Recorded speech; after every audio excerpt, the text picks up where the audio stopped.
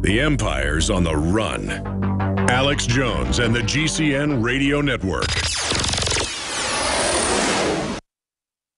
Used since before the days of the Roman Empire to support the body's natural systems and enhance overall health. Introducing the new InfoWarsLife.com oil of oregano formulation, a highly advanced nutraceutical form of this key herb that has been traditionally used by civilizations for thousands of years to promote health. We have now procured the most high quality and potent forms of oregano oil on the market, sourced from top leading manufacturers to ensure a concentrated level of bioactive ingredients. Extracted directly from the wild herb and sealed in easy-to-use capsules, you will no longer need to endure the burning of liquid oregano on the tongue.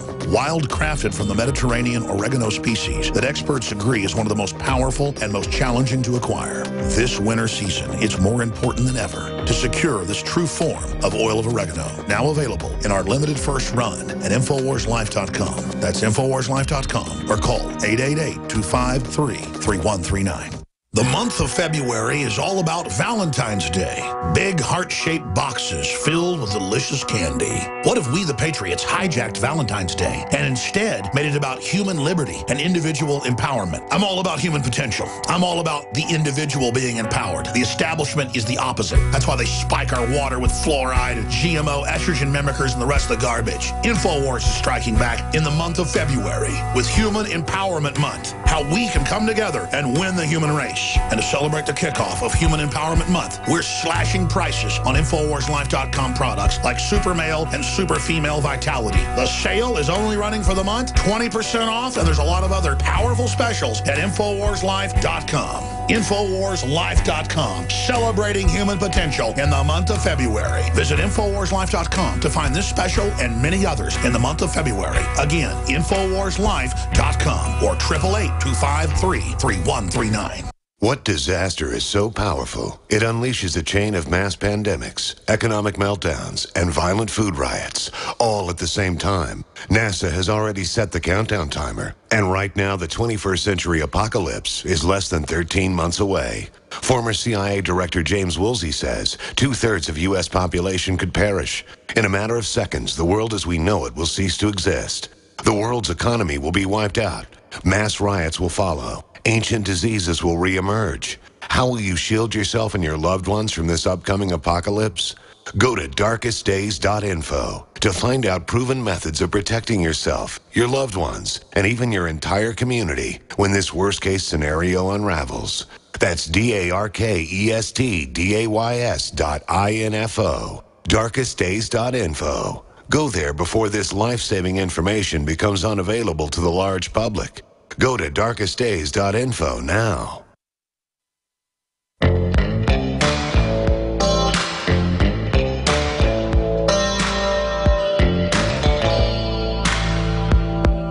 Defending the Republic from enemies, foreign and domestic.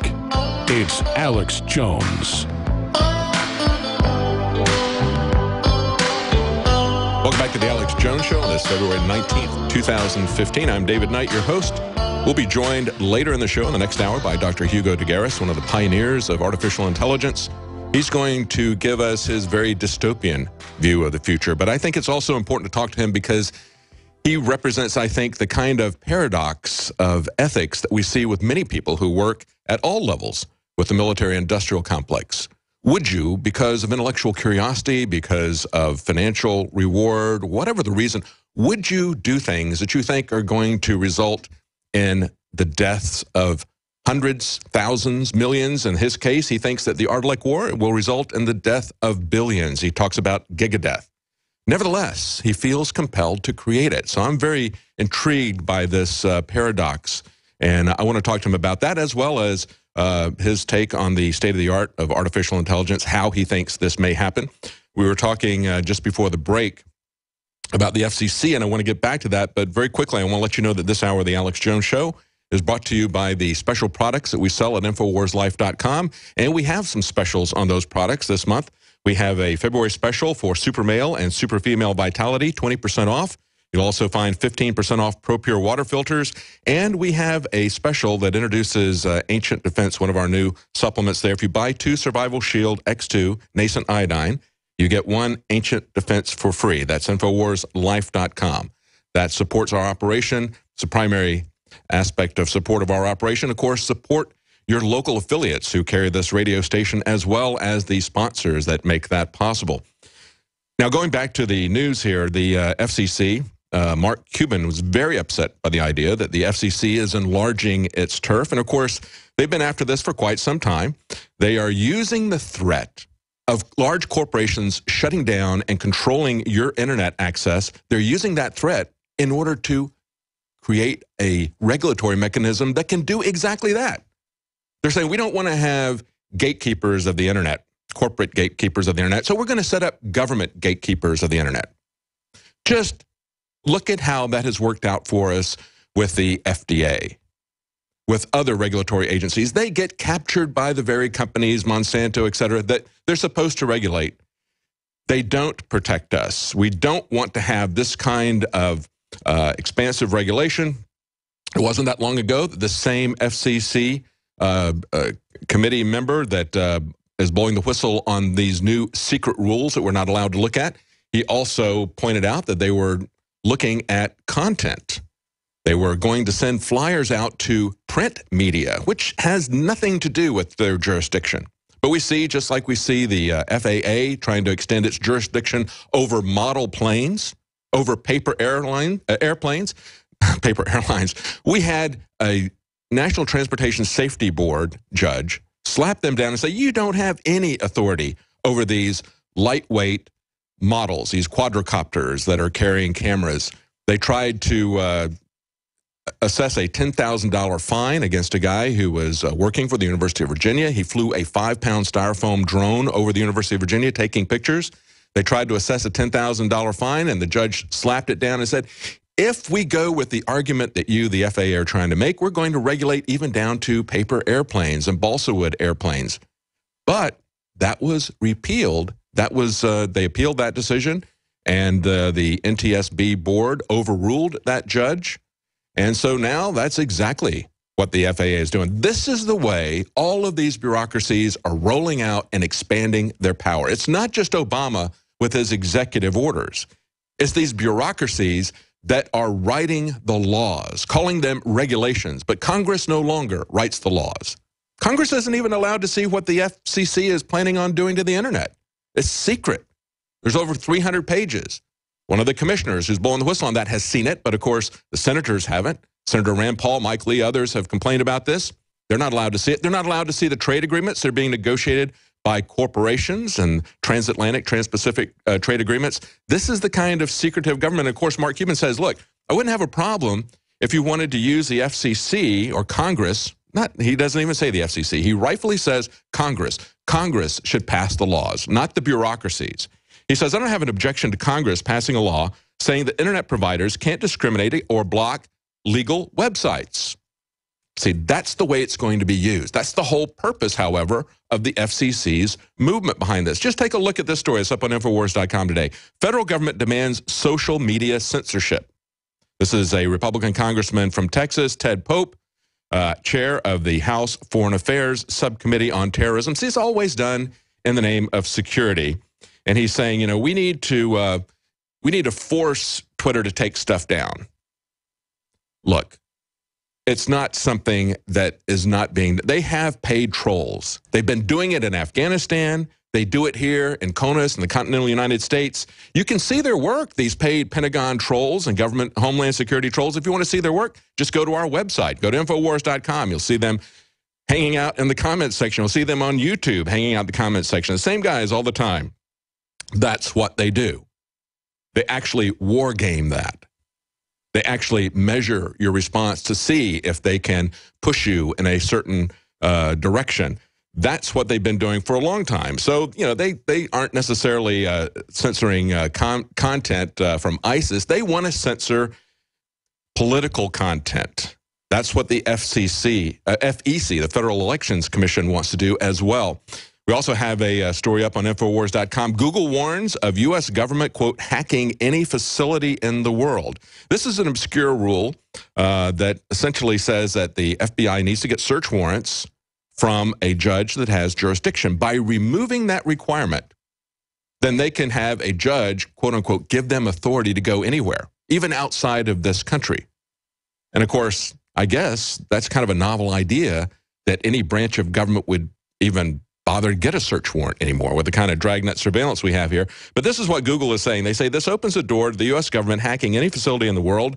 They say FBI agents would be able to carry out covert raids on servers no matter where they were situated, giving the U.S. government unfettered global access to vast amounts of private information. Now, understand, they're not just talking really, primarily they're talking here about a virtual hacking. In other words, when they talk about a covert raid, they're really talking primarily about a computer hack job on any server anywhere in the world. But understand that that isn't where it's going to stop. You're going to wind up having American SWAT teams, special forces, descending on people. That's where this is going to stop. They say the nature of these government searches, they say, could take place anywhere in the world. The concern is not theoretical. This is what Google is saying. The nature of today's technology is such that warrants issued under the proposed amendment will, in many cases, end up authorizing the government to conduct searches outside the United States. Perhaps this is the way Google is trying to repair their reputation after having been started by the CIA and being involved with a lot of this government spying. Now they're warning us what I guess they've been told the government is already getting ready to do. And of course, we just learned earlier this week that there was NSA hacks into the lower level software, software on the hard drives, into the firmware so that they could essentially boot up a spy program as the hard drives are turned on. And we've seen in the past that the special tactical group that the NSA has been intercepting packages as they've been shipped out, changing the hardware, putting stuff into computers, into hard drives. This is some spyware that's been discovered by a Russian group, Kaspersky, and they pointed out that it shares exactly the same methods of working as Stuxnet, and everybody understands that Stuxnet was something that was done by the United States and Israeli military against the Iranians, attacking, interestingly enough, their hard drives. And no matter how many times they tried to wipe those hard drives, it just kept coming back because it was down at the boot level firmware. We talk many times about DARPA, as we mentioned yesterday and earlier today, the story from yesterday that DARPA is working on a Matrix-like hack to go into the spine and the back of the neck, straight out of the Matrix. Of course, perhaps they gave them some information. We see a lot of predictive programming going on in the movies. And of course, that's what we're going to be talking about in the next hour. We have one of the pioneers of artificial intelligence who foresees a Terminator-like future for us, a system where the artificial intelligence becomes self-aware, not only self-aware, but malevolent. So we're going to talk to him about his dystopian view, which stands in stark contrast to Ray Kurzweil's utopian view. And of course, Ray Kurzweil is someone who thinks that this is going to play out as cyborgs. He thinks he's going to merge with the machines. He calls it the singularity, and Dr. Nagaris calls it the single hilarity. He thinks that that's not going to happen whatsoever. So we'll talk to him as to why he thinks it isn't going to be a merging of man and machine, but we'll also talk to him about how quickly he thinks this is going to happen. It's not just DARPA that's creating these types of over-the-top science fiction developments that we see. It's also an intelligence advanced research project called IARPA. And as we mentioned on the news briefly yesterday, they're looking at ways to predict what's going to happen in society. One paper that they came out with said that anticipatory intelligence is considered to be one of the next frontiers of big data research. And they see that their customers, the people that they're going to support in making these decisions, are national security, law enforcement, and intelligence missions. And what are they looking for? Well, they're going to try to forecast things like disease outbreaks, elections. See, our national security and law enforcement needs to know who's going to win the next election. They also want to know about domestic political crises and civil unrest. So that's the types of things that they're looking at. And of course, this agency really, which hasn't gotten a lot of attention like DARPA has, because we know we've seen all of these robotics projects that DARPA has come out with, the dogs. We just had a smaller version of Big Dog. Every time you see that thing, you've got somebody walking up to it and kicking it so that you can see how it can regain its balance. every time I look at that thing, I want to kick it as well. But